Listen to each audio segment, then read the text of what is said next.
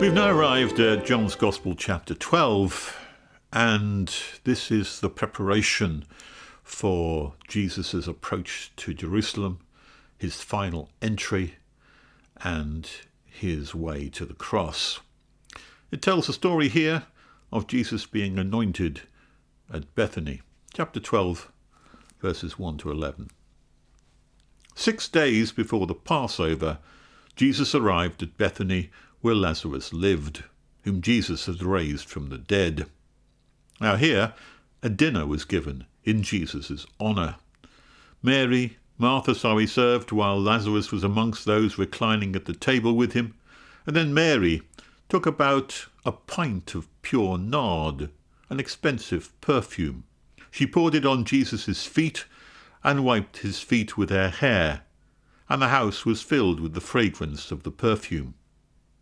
But one of the disciples, Judas Iscariot, who was later to betray him, objected. Why wasn't this perfume sold and the money given to the poor? It was worth a year's wages. He didn't say this because he cared about the poor, but because he was a thief. And as keeper of the money bag, he used to help himself to what was put into it. "Leave her alone," Jesus replied. "It was meant that she should save this perfume for the day of my burial. You will always have the poor amongst you, but you will not always have me." And meanwhile, a large crowd of Jews found out that Jesus was there and came, not only because of him, but also to see Lazarus, whom he had raised from the dead. So the chief priests made plans to kill Lazarus as well, for on account of him, many of the Jews were going over to Jesus and putting their faith in him.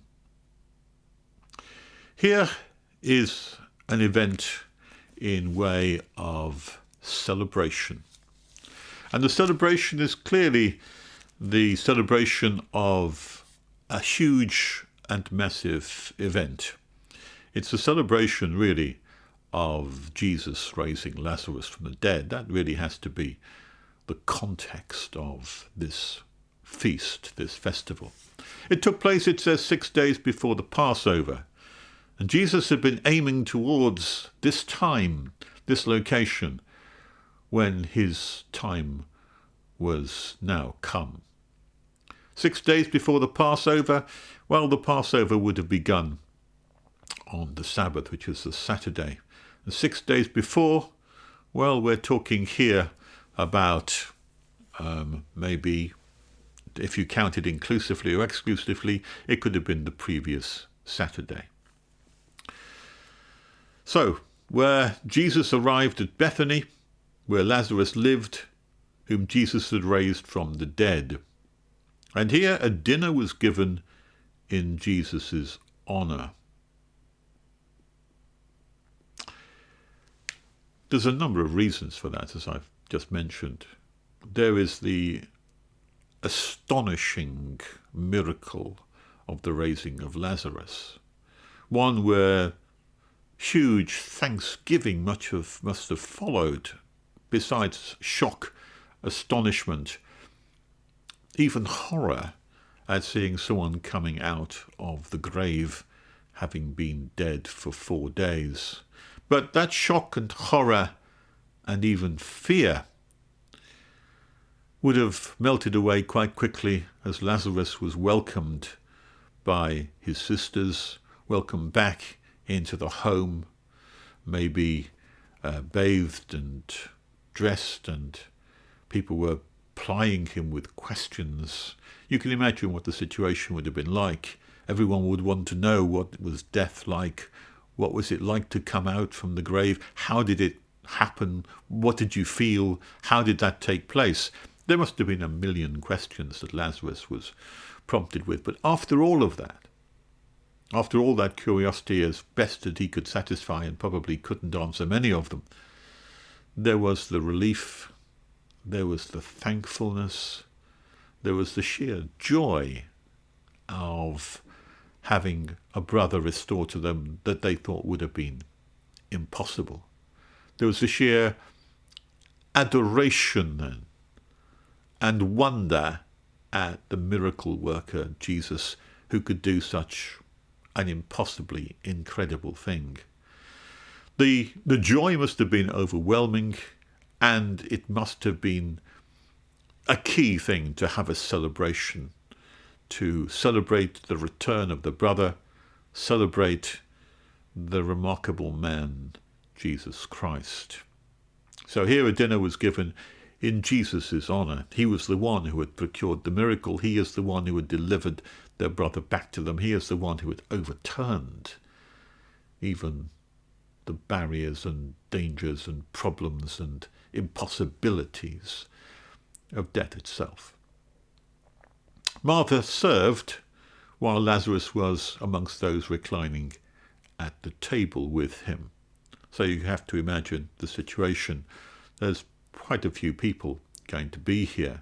You've probably got Jesus and 12 disciples, that's 13. You've got Lazarus, 14. You've got Martha and Mary, 15 and 16. So quite a gathering that you would have here. And during this huge celebration of thankfulness, this outpouring of joyfulness, while Martha served, Mary did this astonishing act of anointing Jesus. It says that she took about a pint of pure nard, which is about, it says here, half a litre, about a pint, which is a huge amount of costly perfume, an expensive perfume, it says. She poured it on Jesus' feet and wiped his feet with her hair, and the house was filled with the fragrance of the perfume. This is an act of devotion. It's an act of sheer thankfulness. It's an act of submission at the same time to the person and the nature of this extraordinary person. It's a submission to him, which is a form of worship, and that's what we find here. And they took what was probably the most costly thing which they owned. It's not sure how they came into possession of a pint of pure nard. I'm sure that there were many households which wouldn't have any such thing there, especially as it costs such a large amount of money. We're told that the cost of this was about 300 denarii, or indeed a year's wages. Now, if you were to translate that into our own day and age, what are we talking about? The average wage, £20,000, £30,000? That's the cost of this thing. It's almost the cost of their house. So it's probably the most valuable thing that they had on their property. Probably the most expensive thing that they had. And it was clearly under Mary's control to take this. Maybe she had discussed it with Martha.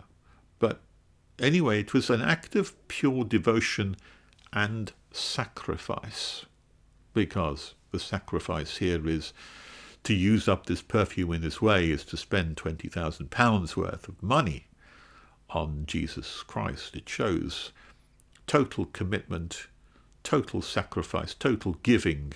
You can have anything and everything that we have, Jesus, is what's behind this statement of this most expensive perfume. It's also an act of anointment, an act which maybe this kind of perfume, it might have been used within burial. It might have been used for funerary effects.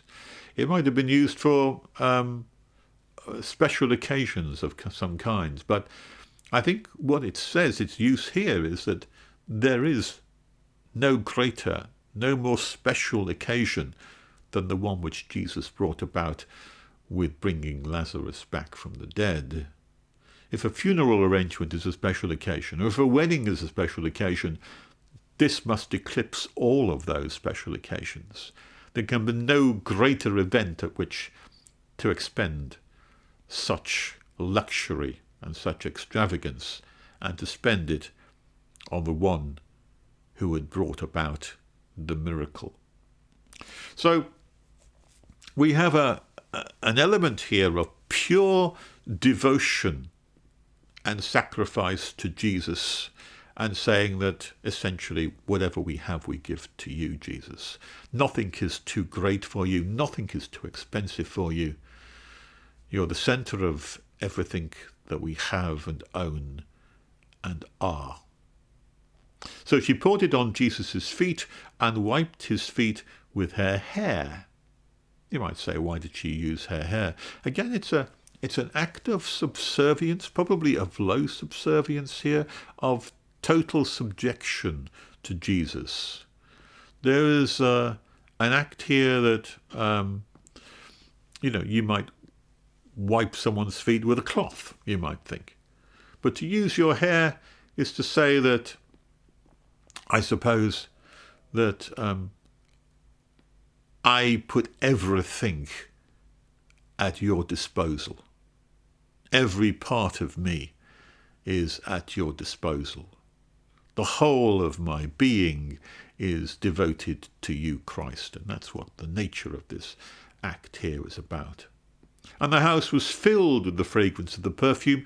Being filled with the fragrance, what does that indicate? Well, it indicates that so much of it was used, that this whole perfume, pretty well all of it, was poured out onto Jesus' feet.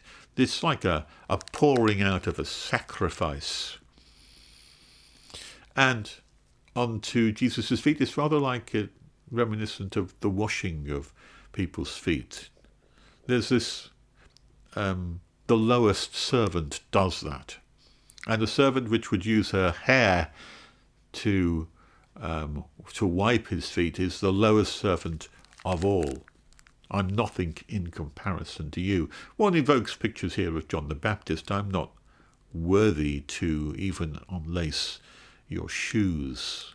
It's that kind of attitude that people had towards Jesus and that Mary was showing here. Now, what was it that prompted Judas Iscariot? One of the disciples, Judas Iscariot, who later was to betray him, objected. What was behind the objection? Was there a jealousy here? Could easily have been jealousy to see that Jesus was the subject of so much personal devotion, and Judas was the subject of nothing.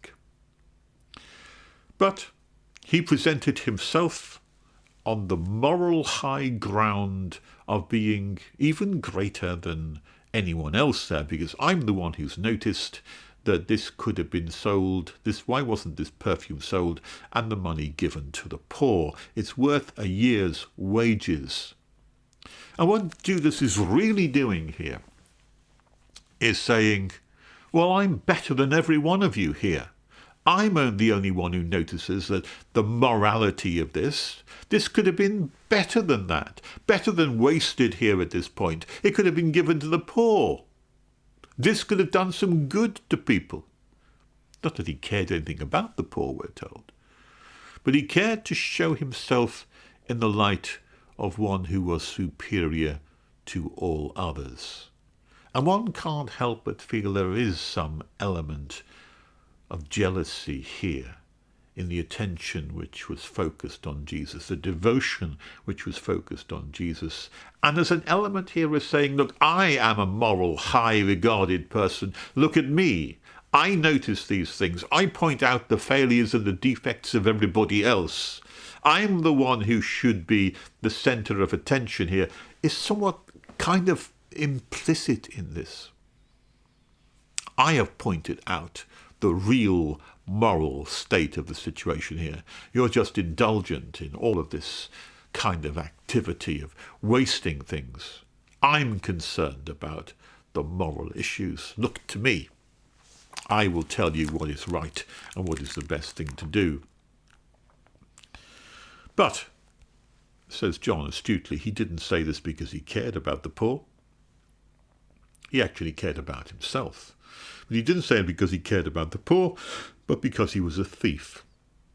As keeper of the money bag, he used to help himself to what was put into it.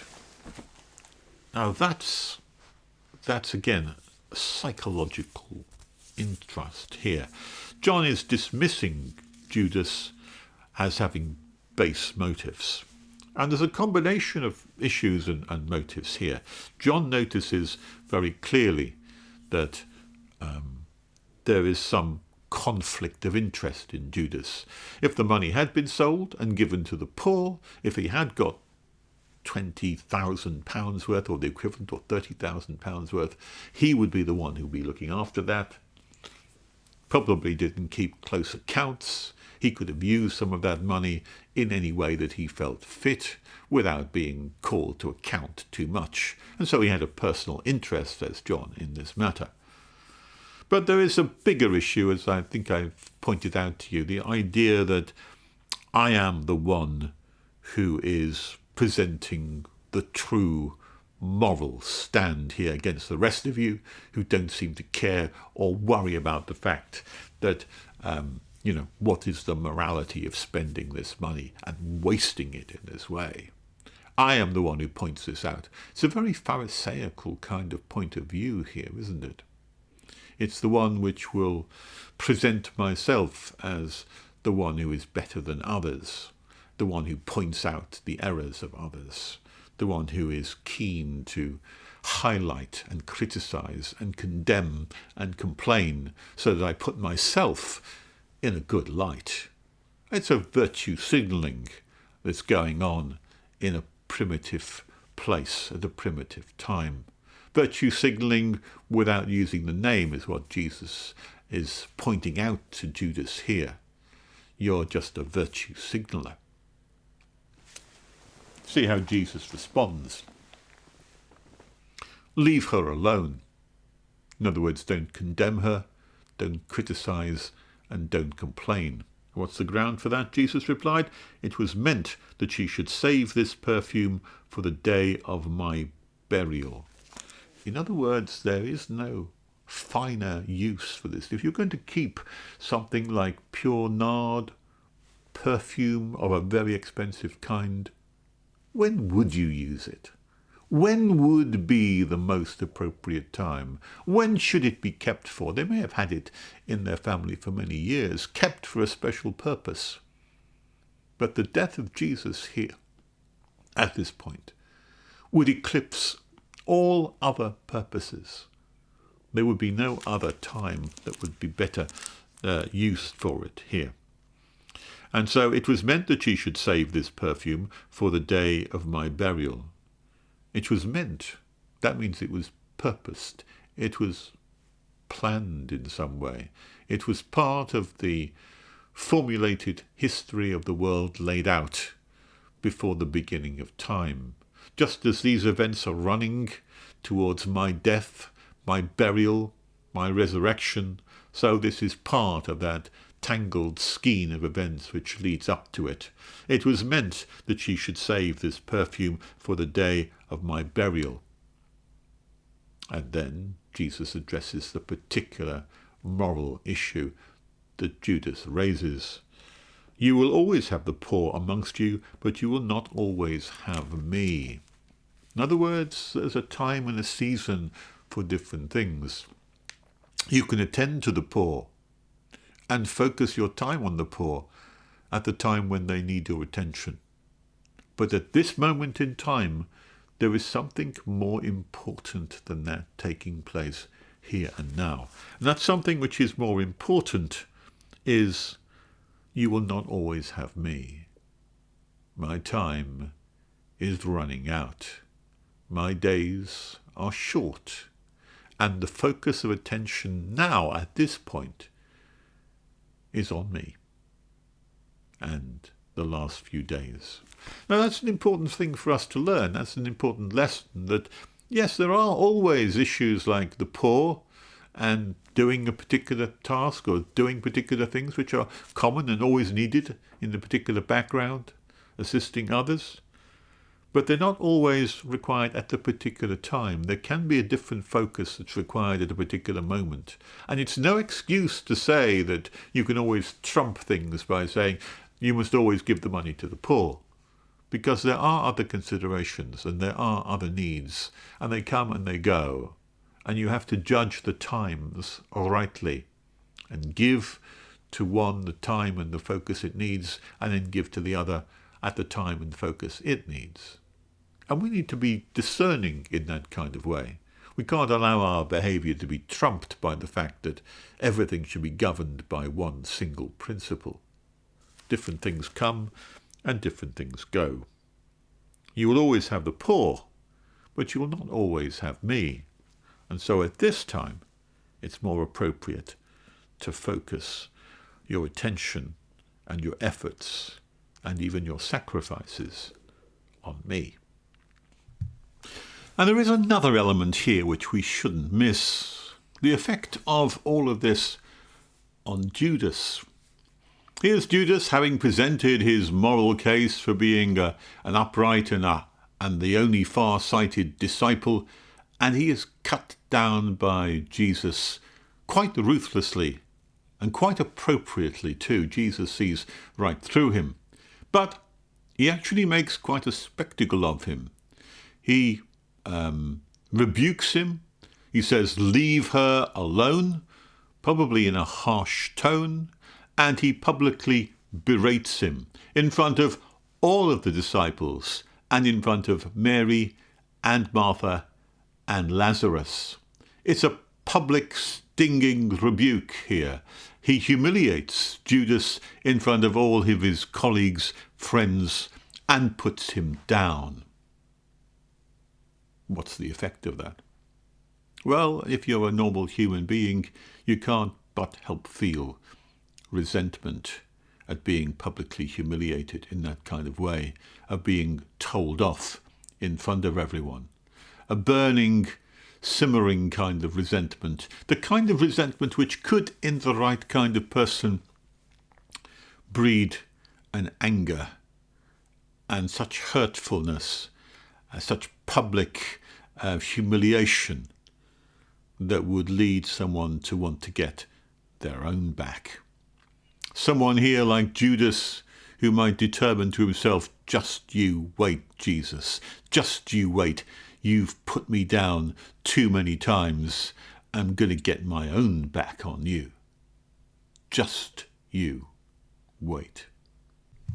In which case we see here the genesis of the entire effect of betrayal and traitorous acts of taking the 30 pieces of silver that leads to the arrest and the trial of Jesus. Here, the genesis, the starting point, the small bud or flower of where that resentment may have grown from and developed into the full flower of angry retribution laid out in the way in which he identifies Jesus in the dead of night to the temple guard.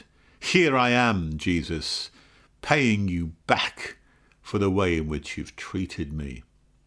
Yes, this could well be the focal point of why Judas was so resentful at that point, why he betrayed his master, and why he'd come maybe to hate him. Meanwhile, a large crowd of Jews found out that Jesus was there and came out not only because of him, and came not only because of him, but also to see Lazarus, whom he had raised from the dead. So you can imagine that the news had got about. The news was clear, and it spread like wildfire. People had come from a lot of places, not just people who known Mary and Martha and Lazarus, not only their friends, but people who had come to see whether this man had indeed been raised from the dead and what he looked like, maybe to interrogate him, find out more about what had gone on, to see for themselves the situation. I think that's the kind of natural psychological impact that it would have on people's lives. People would come and see Lazarus when he had raised from the dead. That meant that this was not something done secretly, it was done very powerfully, and the news spread far and wide. And the effect of that was to generate huge numbers of disciples and believers in Jesus.